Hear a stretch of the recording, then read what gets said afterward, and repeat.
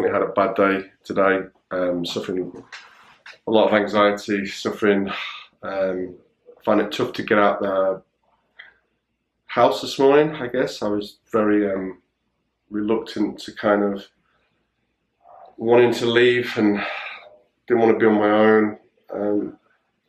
I love being my own boss, but sometimes it's tough because, being in a workforce, I was able to fake it for so long, around people.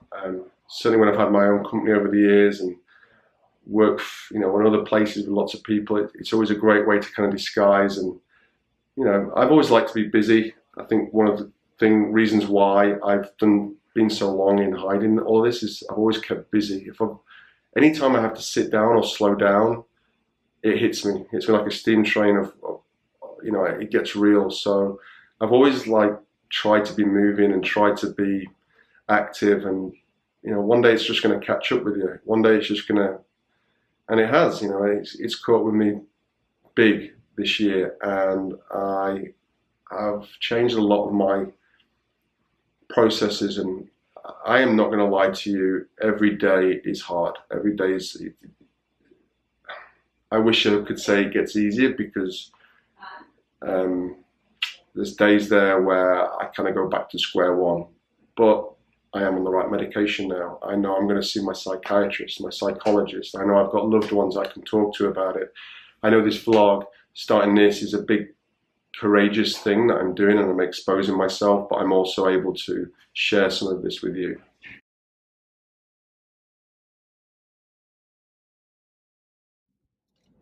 So just want to say thank you to everybody who watched the first episode, and all your comments, all your feedback, all your messages, every single one of you. Thank you so much. Thank you for the people who shared it. Thank you for the people who have subscribed to this YouTube channel.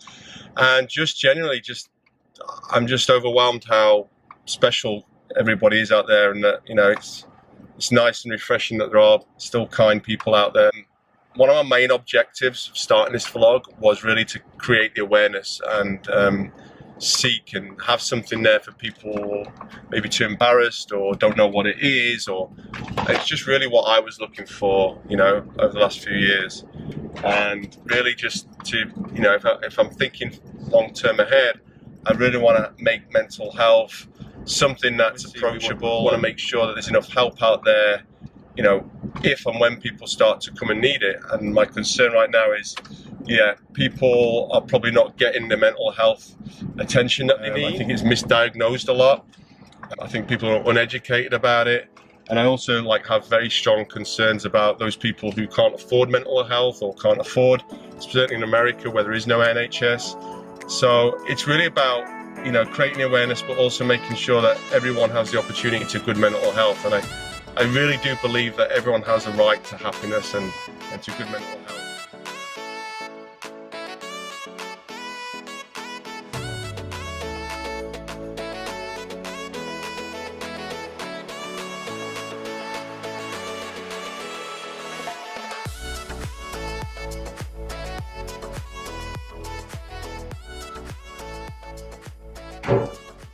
So I just want to talk about some of my signals and signs and symptoms of my mental illnesses. These may not be relevant to you.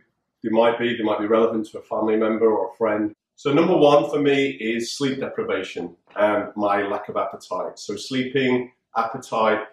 I've heard that some people actually sleep too much or they eat too much. I'm actually the opposite. I don't get enough sleep and my appetite goes. Number two would be I disconnect from people. So a real disconnection with people, cutting people off, cutting ties, and unfortunately, subsequently, I've lost friendships through it. And it's 95% of the time it's been my fault. So a real disconnection. If there's friends out there you haven't heard from for a while, or if I'm just checking with them, and disconnecting with people because I wanted to be on my own. I just wanted to be in my own space.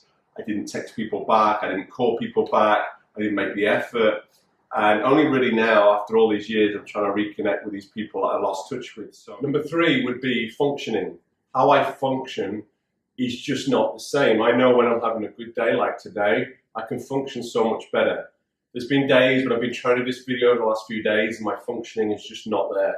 So how I function, and by function I mean like how I drive a car, how I can hold a conversation. These are just some of the ways that I function. And if I can't function correctly, again, it affects my mental health.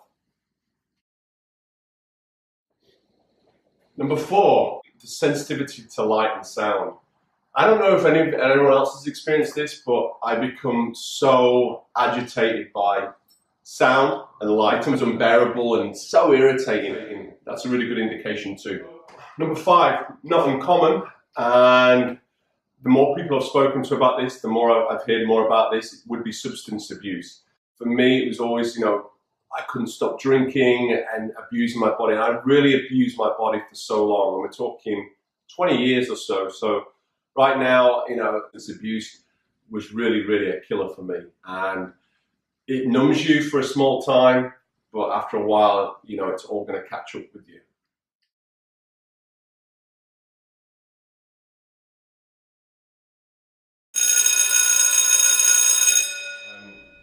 I have to say, I've been very fortunate. I grew up in a very loving home with 2 amazing parents and probably the best big brother you can ever imagine. It was hard in some ways to live up to the expectations of what my brother had set. And I think that's always been in my head to make him proud of me. My brother is, for those of you who know him, he's such an amazing guy. He was my hero growing up and he still is.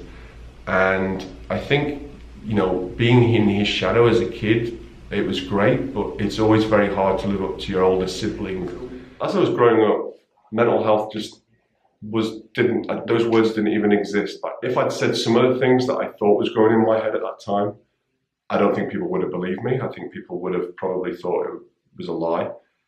And as time's gone on, as I got older, and I realized that those thoughts are real. And I remember our house, it was just so full of life and parties and people, and my parents were always dancing, always very happy. Our neighbors would always get together. We'd be playing football in the streets till dark.